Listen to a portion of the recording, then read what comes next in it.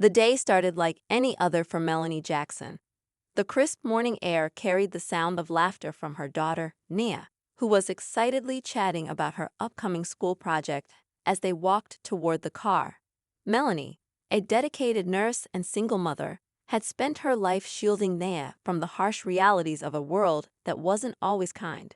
For Nia, the world was still a place of dreams and possibilities, her bright eyes reflecting the hope her mother worked tirelessly to nurture.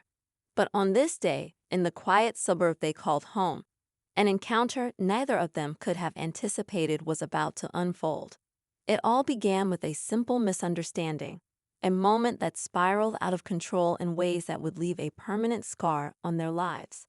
As they pulled into the grocery store parking lot, Melanie couldn't help but notice a police cruiser parked near the entrance. She thought little of it. Officers were a common sight in the area. Nia, holding her mother's hand tightly, skipped along, humming a song she'd learned in school. They were halfway through their shopping trip when Melanie felt a prickling sense of unease. It wasn't uncommon for her to feel self-conscious in predominantly white spaces, but this felt different. The eyes of the officer, a stern-faced man with a clean-shaven head, followed them as they moved through the aisles. It started subtly, a few glances, a lingering gaze. Melanie chose to ignore it, focusing instead on her daughter, who was now debating which cereal to pick. But when they walked out of the store, their cart full of groceries, the officer approached. His voice was cold and sharp as he asked Melanie for her ID. She froze for a moment, startled. "Is something wrong, officer?" she asked, keeping her voice calm, though her heart was pounding. The man didn't answer directly. Instead, he gestured toward the car. "There's been a report of suspicious activity matching this vehicle's description." Melanie knew her rights. She knew she hadn't done anything wrong. But years of living in a society where encounters like this could escalate dangerously had taught her caution. She handed him her ID and tried to keep Nia close, whispering reassuring words as the little girl looked up at the officer with wide, questioning eyes. The tension thickened when the officer's tone grew more aggressive. He demanded to search the car. Melanie hesitated, her instincts screaming that something wasn't right. "Is there a reason for this, officer? I don't understand what we've done wrong." The man's face hardened. "Step away from the vehicle," he ordered, placing a hand on his holster. That's when things took a horrifying turn. Nia, frightened by the escalating situation, began to cry. Melanie moved instinctively to comfort her, but the officer mistook her movement as a threat. Time seemed to slow as he drew his weapon, shouting commands that only added to the chaos. Melanie screamed, pleading for him to lower the gun, but the officer's focus remained fixed, his expression a mix of fear and determination. And then, in the blink of an eye, the unthinkable happened. The sound of the gunshot echoed through the air, silencing everything else. Nia fell to the ground, her small body crumpling like a doll. Melanie's scream tore through the parking lot as she dropped to her knees, clutching her daughter. The world seemed to tilt on its axis, every sound muted except for her anguished cries. The officer stood frozen, his gun still in hand, as bystanders began to gather, their phones recording the aftermath. In the distance, sirens wailed, a mix of police backup and an ambulance racing to the scene. But nothing could undo the damage done in that split second of fear and misunderstanding. What the officer didn't know, and what would soon unravel in ways that shocked everyone involved, was the identity of Nia's father, a man whose power, influence, and relentless pursuit of justice would ensure this story didn't end in silence. As the first responders arrived and chaos gave way to stunned disbelief, the officer began to realize he might have made a mistake far greater than he could comprehend. And Melanie, her tears soaking Nia's lifeless form, vowed that this would not be the end of her daughter's story, not by a long shot. Melanie sat on the cold asphalt, cradling Nia in her arms, her tears mixing with the dirt and blood staining the ground. The world around her blurred, flashing lights, shouting voices, the chaos of bystanders capturing the scene on their phones. It all felt distant, like a terrible dream she couldn't wake up from. But this wasn't a dream. This was her worst nightmare. The officer stood a few feet away, still gripping his weapon, his face pale as the reality of what had just happened began to sink in. He looked at Nia, then at Melanie, his mouth opening as if to speak, but no words came out. His colleagues arrived moments later, their presence only adding to the confusion. One of them pulled the officer aside, his voice low and urgent, while another tried to disperse the growing crowd. A paramedic rushed to Melanie's side, gently trying to pull her away from Nia.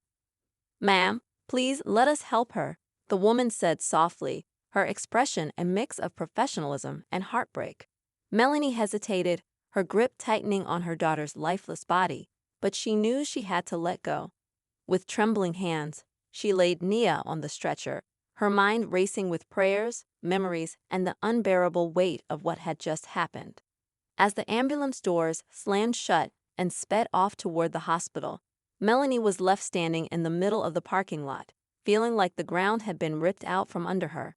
She didn't even notice when a plainclothes detective approached her, his voice cutting through the haze. "Ma'am, we're going to need to ask you a few questions," he said, his tone firm but not unkind. Melanie turned to face him, her eyes burning with a mix of grief and fury. "Questions? My daughter is fighting for her life, and you want to ask me questions?" she snapped, her voice breaking. The detective hesitated, glancing at the officer who had fired the shot. He was being escorted to his patrol car, his head down, avoiding the stares of the crowd. "I understand this is a difficult time, but it's important we get your statement. We need to understand what happened." Melanie clenched her fists, struggling to keep her composure. "What happened?" "That man shot my baby. That's what happened," she said, her voice shaking with anger. "And for what? We didn't do anything wrong. He just. Her words trailed off as a sob escaped her lips. The detective nodded, taking a small notebook from his pocket. "I'm sorry for what you're going through, truly, but we're going to get to the bottom of this. I promise." Promises. Melanie had heard enough of those to last a lifetime. She didn't want promises, she wanted justice. But as she looked around, at the officers milling about and the murmuring crowd, she couldn't shake the feeling that justice was the last thing she'd find here. Later that evening, as Melanie sat alone in the hospital waiting room, the events of the day replayed in her mind like a relentless loop. She tried to focus on the positives. Nia was alive, though barely. The doctors had stabilized her, but her condition was critical. They wouldn't let Melanie see her yet, and the waiting was unbearable. Her phone buzzed on the chair beside her, snapping her out of her thoughts. She picked it up to see dozens of missed calls and messages. News of the shooting had already spread, and friends, family, and even strangers were reaching out. Some were offering support, while others were demanding answers. Among the messages, one name stood out: Marcus. Melanie's hands trembled as she opened the text. "I heard what happened. I'm on my way." Marcus, Nia's father. A man whose presence in their lives had been sporadic but powerful. He wasn't just anyone. He was a figure whose name carried weight far beyond their small community.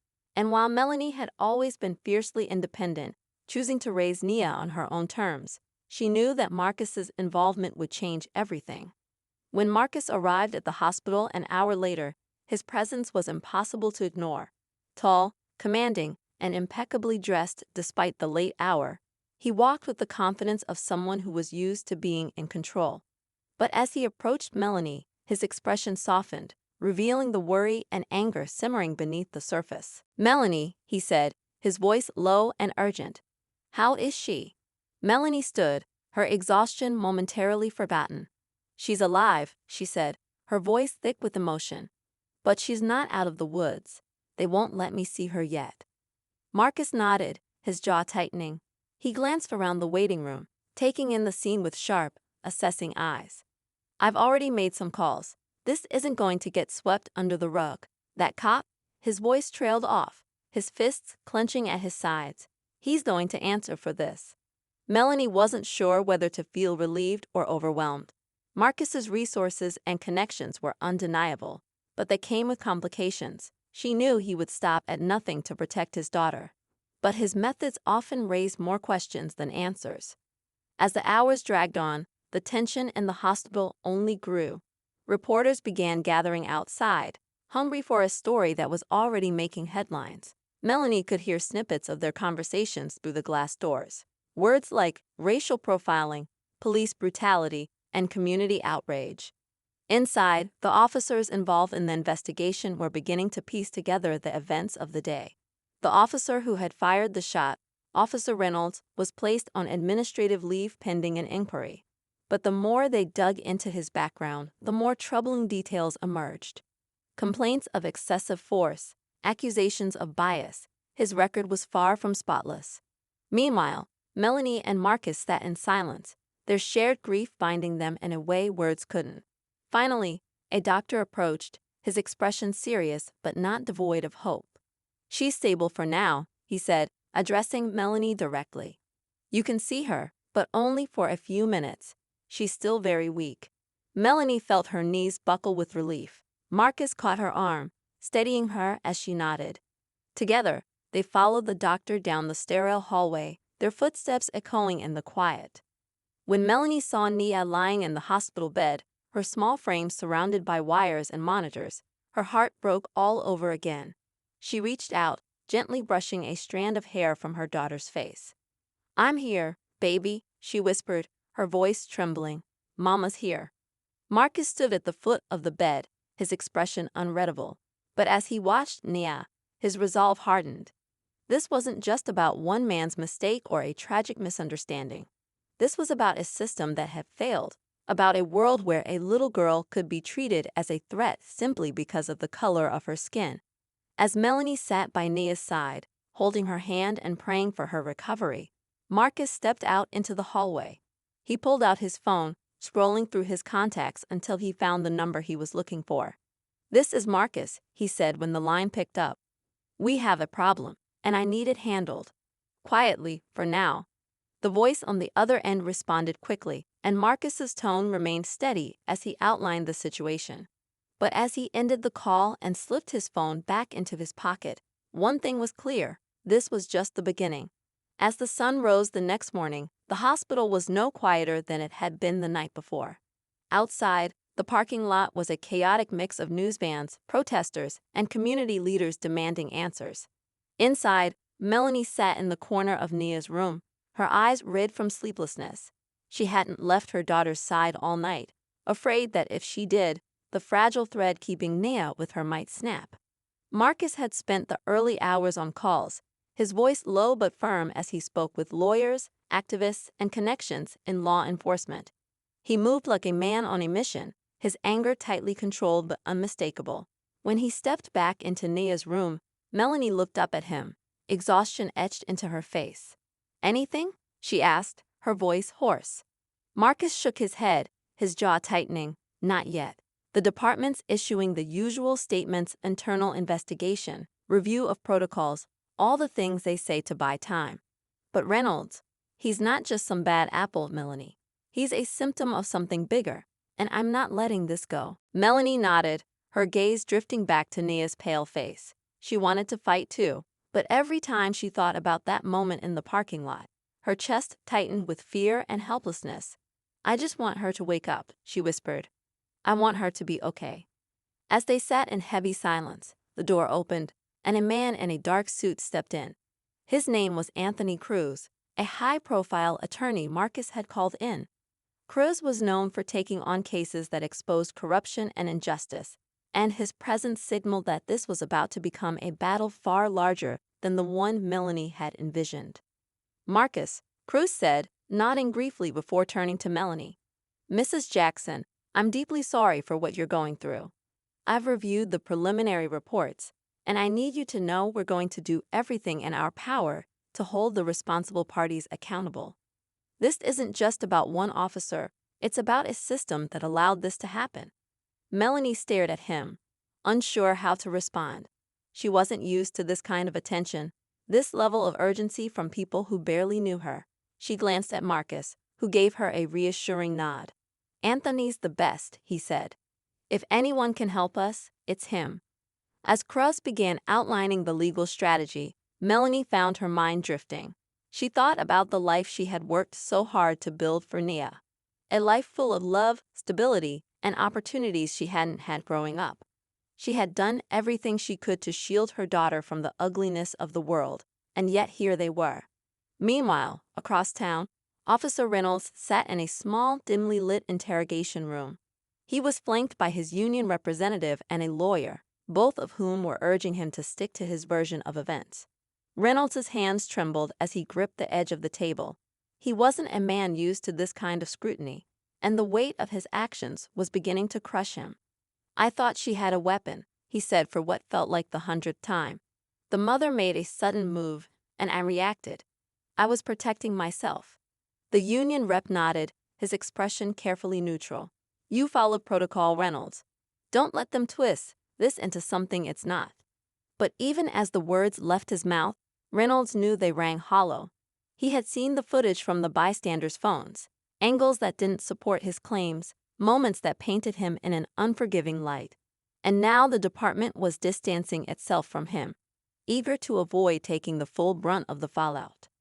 Elsewhere, in a modest home just outside the city, a group of community activists gathered around a kitchen table covered in papers, laptops, and coffee cups.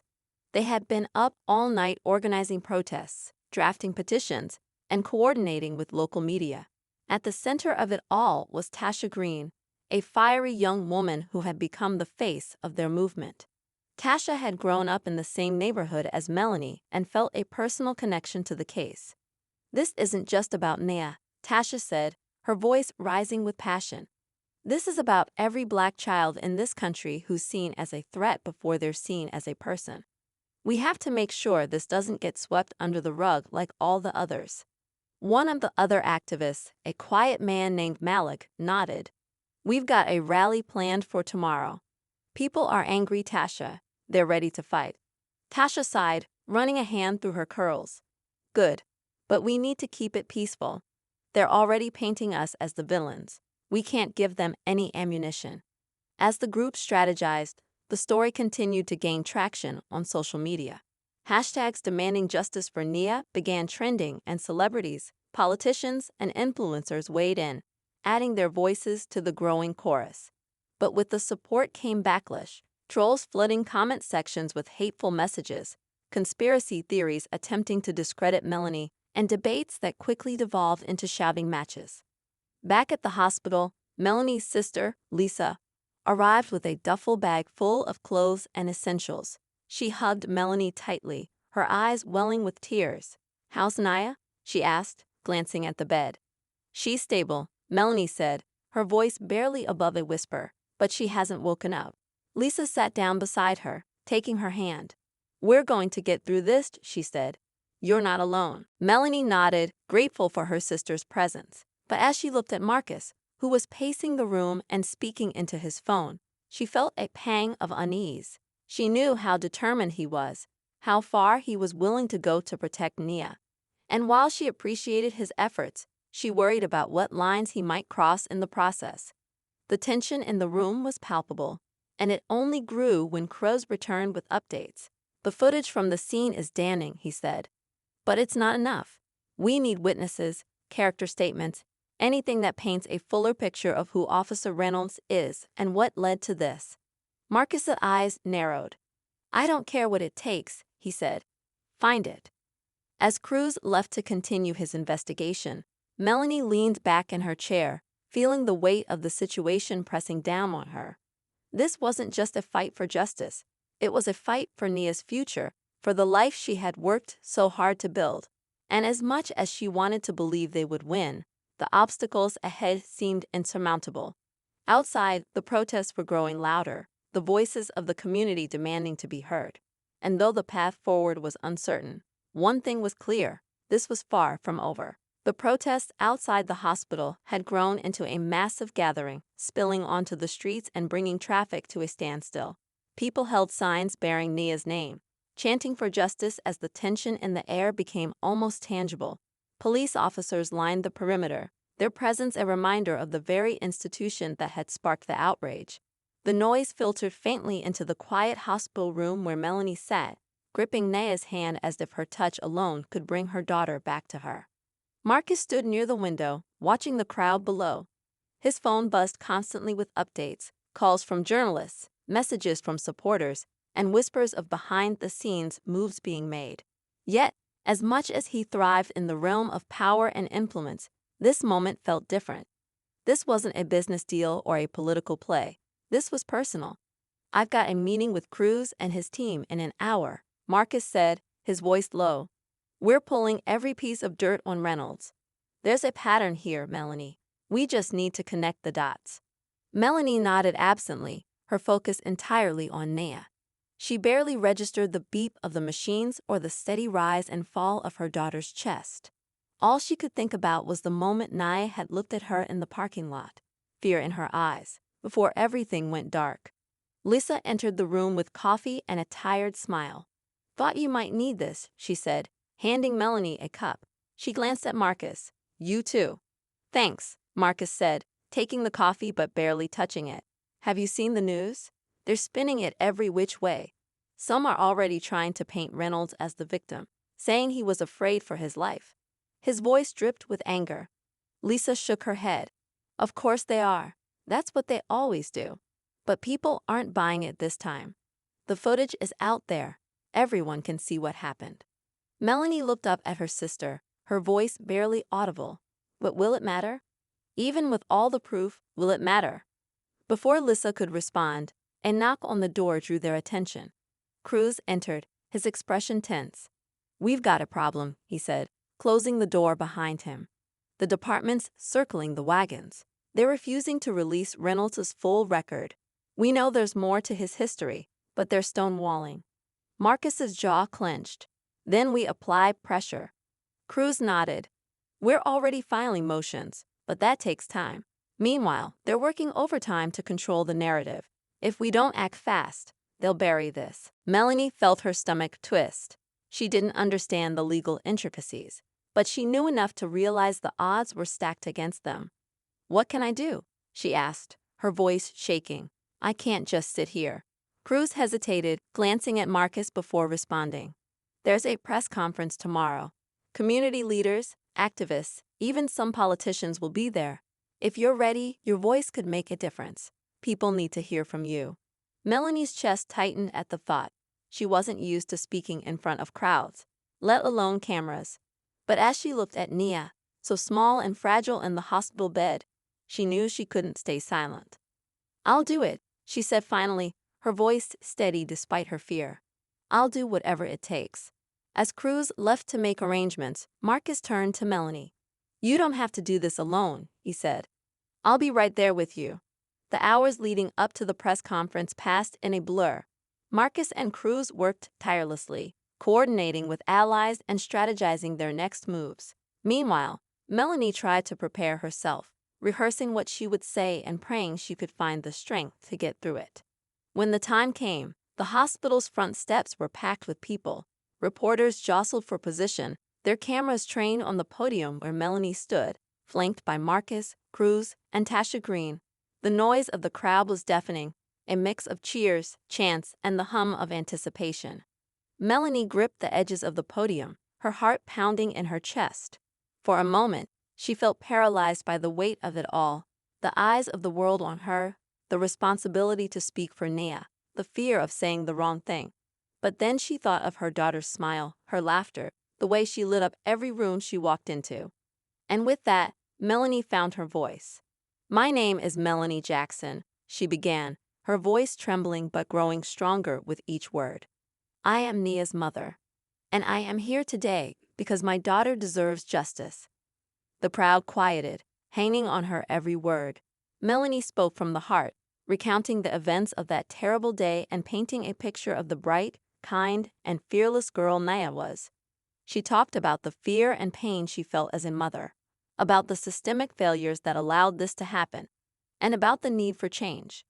When she finished, the crowd erupted into applause and cheers, their energy a tangible force. Melanie felt a wave of relief and exhaustion wash over her as she stepped back, Marcus placing a steadying hand on her shoulder. But as they left the podium, slipping into the hospital through a side door, the weight of the fight ahead still loomed large. The press conference was just one step in a long and grueling battle. And while the world was watching now, Melanie knew that keeping their attention and turning outrage into action would be an uphill climb. Inside the hospital, Nia's room remained quiet, the steady beeping of the machines the only sound. Melanie sat beside her daughter once more, her resolve stronger than ever.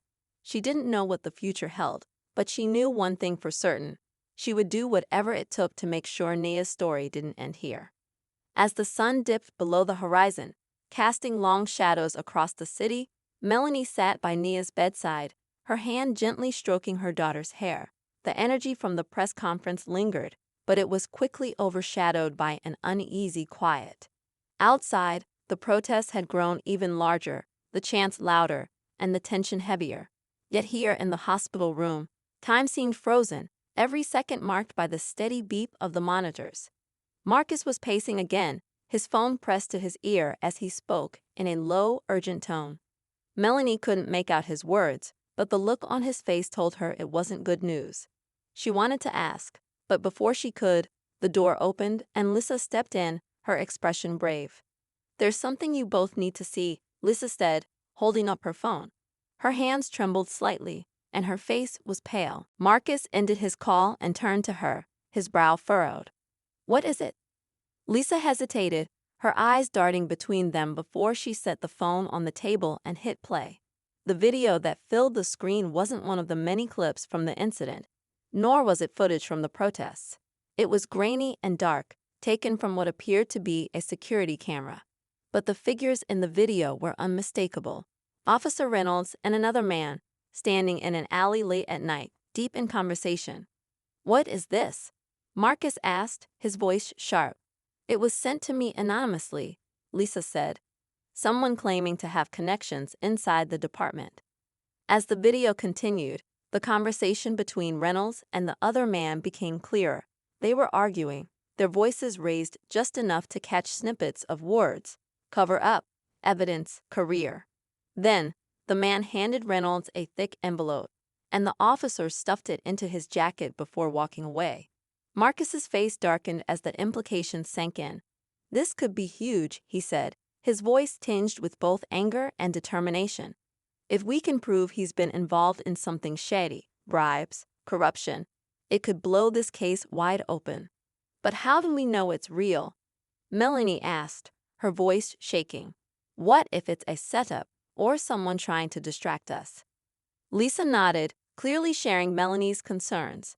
"That's the thing. I don't know who sent it or why, but if it's legit." Before she could finish, Marcus was already dialing Cruz. As he relayed the details of the video, Melanie's mind raced. If this new information was true, it not only implicated Reynolds in something larger, but also raised questions about who else might be involved, and how far they were willing to go to keep it hidden. Hours later, Cruz arrived at the hospital, his laptop in tow. He had already analyzed the video and was working on tracing its origins. "It's hard to say where this came from," he admitted.